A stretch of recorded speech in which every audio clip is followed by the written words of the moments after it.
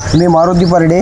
ह्या रस्त्यामध्ये एवढे खड्डे झाले, नगरसेवक एवढं दुर्लक्ष करतात की कुठलं काम करायचं म्हणलं की अर्धवट करतात आणि सोडून देतात. म्हणजे जनतेला एवढा त्रास झालेला आहे याचा. आता इथं मीनाक्षी शाळा, इथं विद्यार्थ्यांची एक्झाम चालू आहेत.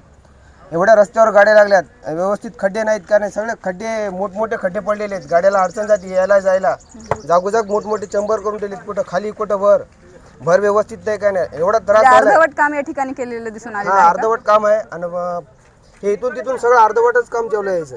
म्हणजे भेसळ काम चालू आहे, व्यवस्थित कामं नाहीत काय नाही. आम्ही किती काही बोललो तरी हो म्हणतात आणि निघून जातात. त्रास आम्हाला आहे, त्याला काही त्रास नाही.